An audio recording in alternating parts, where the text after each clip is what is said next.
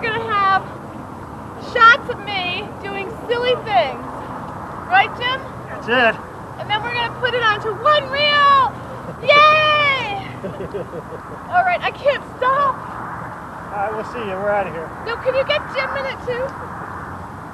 Yeah, you want to be stopped? Or? Yeah, I'm going to stop. I can't touch the ground at all. How the kids feel this? All right, here we go. Whoa. All right. Thank you, thank you, Thank you. Thank you, everyone. We're in Doylestown, Pennsylvania. I'd like to thank my cameraman. Hank Holton. Yes. Who else? My sound man, Jim Lynch. Extraordinaire. This is the beginning of the tape called Roberta on Location. Today is January 30th, 1996. Wherever we go on our little adventure. Already? Oh dear. We're going to take some pictures. All right. And bring you along.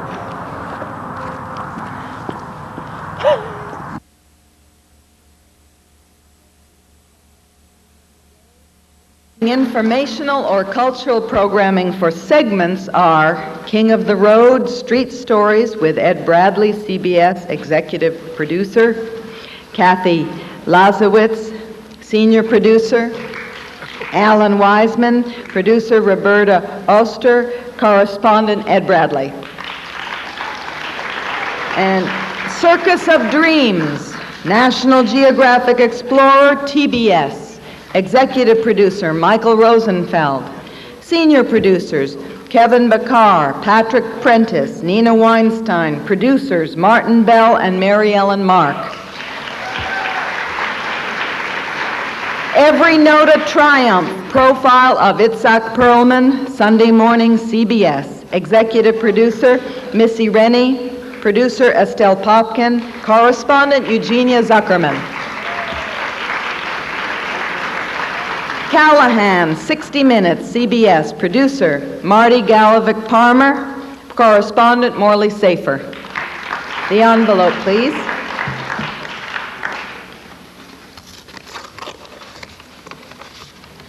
The Emmy goes to King of the Road, Street Stories with Ed Bradley, CBS.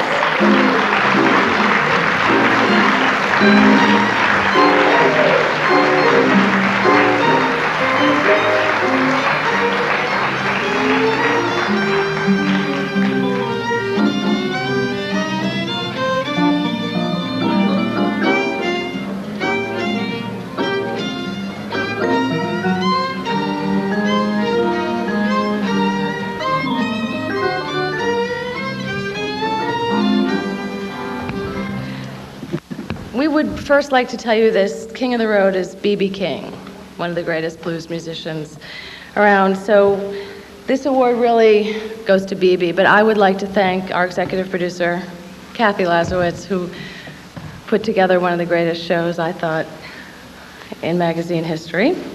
And Lisa Orlando, our editor, and Richard Barber, our camera crews.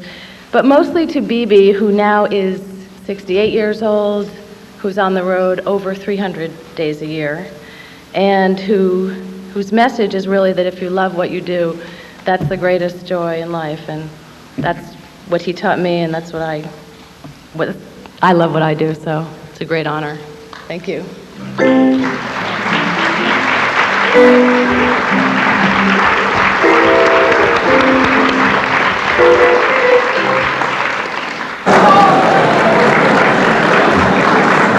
They say, and I'd like to ask each of you to stand. I'll simply identify you. Deborah Howell, wife of the president of the university, is now a business reporter for the Washington Post. Would you two come up and say a word about your mentor? Thank you, dear.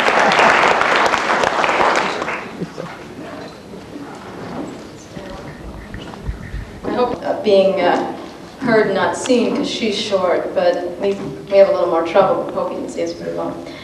Sarah, this is, here we go. Oh, hi. That'll be for you, Sarah.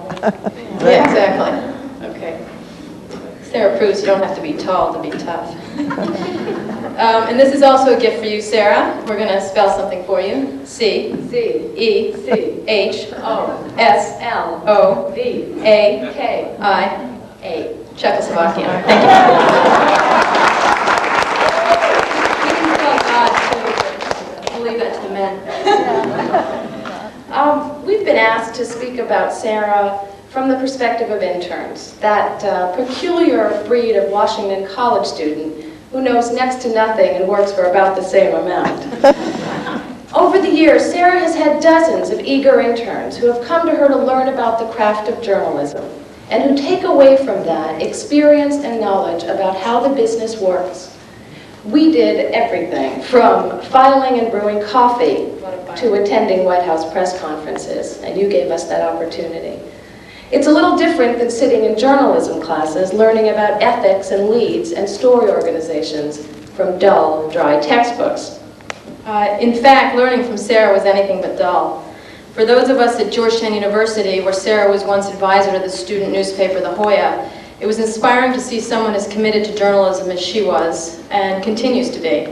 Up from dawn until nightfall, constantly peppering the world with questions on every subject anyone can think of. At an age when most people are thinking about golf and travel and retirement, Sarah represented to us the energy and commitment that's the heart of every true journalist. Until then, I think, I thought of at least journalism as the proverbial last refuge of the vaguely talented, and which is where I fit in. But vague is not a word that comes to mind when thinking of Sarah McClendon. So in that spirit, Sarah, Kara and I are going to present to all of your friends a few of the rules of Sarah McClendon's Journalism 101. Some of the rules Sarah follows religiously, others she's determined to break. You decide which is which. Okay, some fabulous rules of journalism. Rule number 1, news stories are objective. In other words, the news reader does not inject his or her feelings or opinions. Kara and I thought it best to quote from Sarah McClendon's monthly Washington Report for the week of October 19, 1990. Referring to President Bush as, I quote, Emperor George Bush, Sarah writes, quote, "He must have what he wants, or like the little boy, he will take his marbles and not play." I think that's pretty objective. Rule number 2, look for the dramatic, the unusual, unique aspect of an event that sets it apart from other events like it.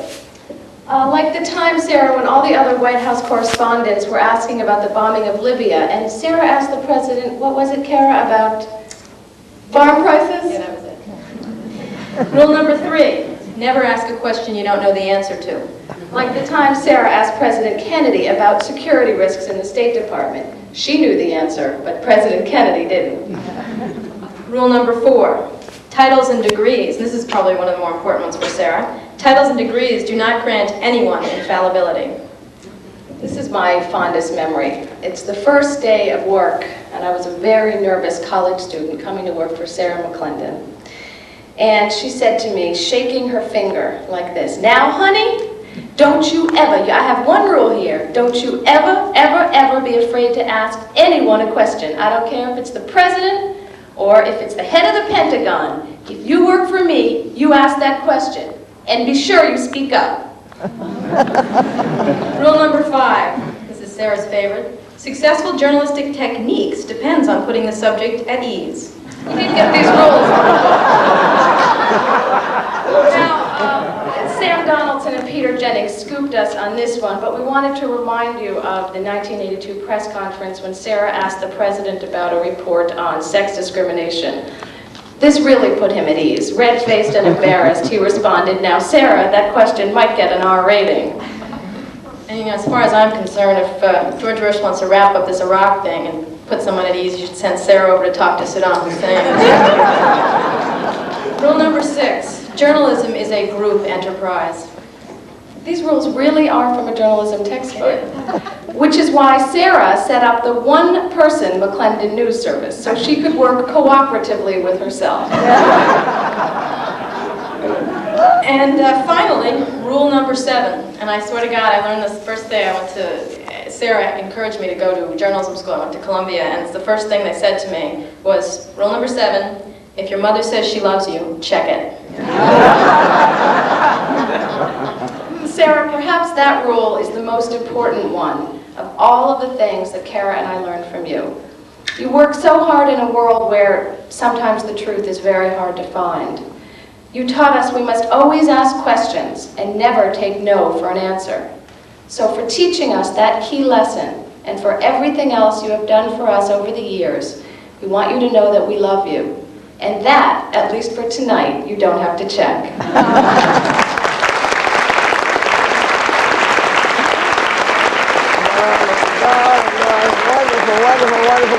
Wonderful. Thank you so much. Thank you very much, dear. Let's say that in Roberta and Kara, you've left a legacy, right? We're taking a little time tonight because... Gary wrote you a letter. Dear Sarah, April 29, 1957 was the beginning of a very special week in my life. It was on that date that Ralph Webster Yarborough was sworn into the United States Senate, and it was during that week that I met you for the first time. You insisted that I tell you things I did not want to tell you, and your growing insistence was matched by a linguistic enrichment which reminded me of my years as a sailor in the Pacific.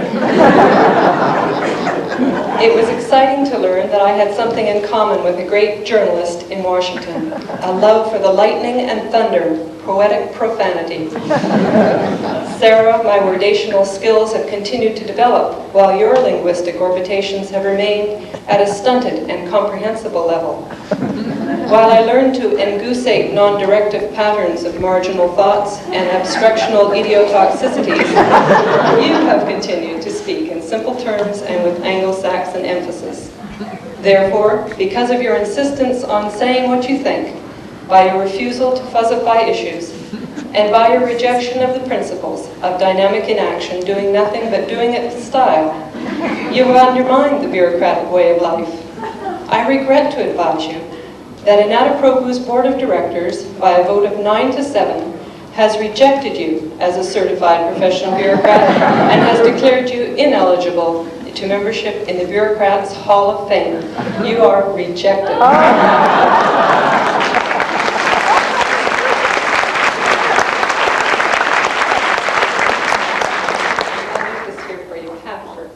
Thank you so much. Very cute. Very cute. I love it. 3 years ago, in the celebration of the bicentennial of the Constitution, I did a series on PBS called In Search of the Constitution. And in doing research at the people, Sarah McClendon and Ralph Nader. I seriously don't know two people who are working... Ladies and gentlemen, Sarah, I think, leaves us with a number of lessons that she'll continually remind us about. And I'd just like to go through 3 of them, because most people see Sarah on TV when in the rare occasion that she's called upon at a White House press conference, which indicates what kind of penalty she's paid for being open and candid and irregular, even though she gets plaudits on her 80th birthday from some of the same people who resent her candor, openness, and irregularity. But she's not called upon very much. But even the rare time she is called upon makes such an imprint on people that they view Sarah as the troublemaker at White House press corps. But what is most remarkable about her is that she's never jaded, and that is a remarkable resistance to an occupational hazard that reporters have. They come in full of vinegar, and they're outraged daily, and after 10 or 15 years they begin calming themselves, and then they become assistant editors and feature writers and editorial writers and assistant managing editors. To my basement. She comes to my basement. Thank you, Mrs. Inge. It's very, very nice to get to talk to you guys, to be in your school. It's a wonderful, warm, exciting place. You guys probably know I'm a journalist, as you see me running around with Chris and with Kurt taking pictures.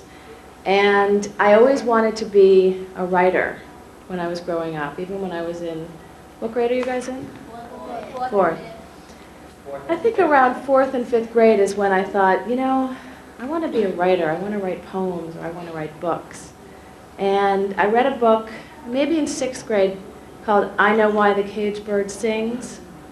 Do you guys, have you heard of Maya Angelou? You have? Well, she's my heroine. And I read her book, and maybe you guys will read it next year or the year after, and it's very powerful and very, very sad and ends up being very happy. But she had an extremely difficult childhood and came through that and got stronger and stronger through all the pain that she went, and so she started writing poetry and she started writing books. And there's a pretty amazing part of this story. As I grew up and I became a journalist and started writing a lot, I always dreamed of meeting Maya Angelou. When you guys read books by certain authors, don't you say, God, I wish I could meet that person? Does that happen to you? Well, anyway, it's always a fantasy. You think, I'll never get to meet that person, but you read everything that they've written and you follow their career. Well, one day, I was all by myself in North Carolina. I was a researcher for ABC, and I was doing a very difficult story about children, in fact, who were having some serious problems. And I was reading the introduction to a book. It was written by Maya Angelou about the importance of keeping families together. And I thought, well, I'll just call her up. Have you guys ever thought about that, like calling or writing the person who's your heroine, if they're still alive? Yeah? Anyway, I called her up and I got her on the phone. And I said, you know, my heart is pounding, but you have to kind of act cool because you don't want to seem too nervous. I said, this is Roberta Oster, and I'm with ABC, and I'm doing this story, and I read this introduction that you've written into this book. Do you think that I could maybe interview you? She said, honey, you sound so sad. This is an unbelievable story. I said, well, Ms. Angelou, I am sad. I've been doing this story in North Carolina, and all I see is poverty and illiteracy and sadness and children who are hungry and children whose parents are beating them, and I'm depressed and sad. She said, honey, get in that car and you come over to my house. Now, can you imagine your heroine saying that to you on the phone? I said, well, I don't want to intrude. I just wanted to talk to you about this story. Maybe we could interview. Honey, get in that car. I'll fix you dinner. I said, Ms. Angelou, I would like to make you dinner. I would like to take you out to dinner. She said, now, do I have to tell you one more time? You sound sad and you just come onto my house. Oh my God. So I got in my car. And it shows that if you try to talk to people, if you're not afraid to write to them or call them, amazing things can happen. I got in my car. I drove to her house. I pull up and she has this beautiful brick house with these big white columns, you know, and I bought her a bottle of wine. I didn't know what to bring. I was so nervous. And I pulled up in the driveway, and I see this big white front door and this great big brass knocker. Can you imagine, would you guys be nervous in this situation? Knock, knock, knock. And all of a sudden, the door opens, and my heroine, Maya Angelou, who's probably more than 6 feet tall, wearing this beautiful African print dress and this beautiful turban on her head, opens the door and says, come on in, child. You're sad. Come on into my home. And took me into her front door and put her arms around me and hugged me. And beyond that, it was a great honor to meet her, and beyond that, I was so awed. She sat me in her kitchen, and she said, now you tell me about that story you're doing. You tell me about those children, because you know that I care about children, and that's one of the things that I work on. And maybe I can help you with your story. And she sat there with me at her kitchen table, cutting up carrots and potatoes and onions, because she loves to cook, and made me this beautiful dinner. And sat there and told me a lot of very personal things. But she taught me a number of lessons, and I don't want to bore you with all the lessons. Just 2 little thoughts you can take away from this. that whenever you're sad, and she has been through so much pain, when you read the book you'll understand, that she turns that around. She has this joy of life inside of her. And so she turns the pain. Have you guys had times that have been difficult? We all do, right? Well, this is what Maya Angelou does. She takes the bad pain and she prays sometimes, and she thinks, and she takes it inside of her and turns it around and gives it back as love to other people. And I know does it sound corny, or do you know what I'm talking about? It's true. That's how she does it, and there is so much love in her heart that my spirit was lifted. And the second thing she said, in her deep, beautiful, elegant voice, which is hard to replicate, that writing, is that a fire drill? That writing is really important. Do you guys think writing is important? Yes. And she said when she gets sad or when she's happy or something's going on in her mind, she sits down and she writes about it. And that reading other people's writing, anything, books, magazines, novels, biographies, poetry, and writing are the things that keep her happy when she's having a tough time. So the last part of the story is, here I am, it's 1990, we have a new election in 1992, we have an election in Washington, and who does our president pick to read a poem at the inauguration? Do you guys know? So I sat there and I watched her read, and I cried my eyes out, and I remembered the lessons that I learned from her. So is that interesting? Yes. Okay. That's my story.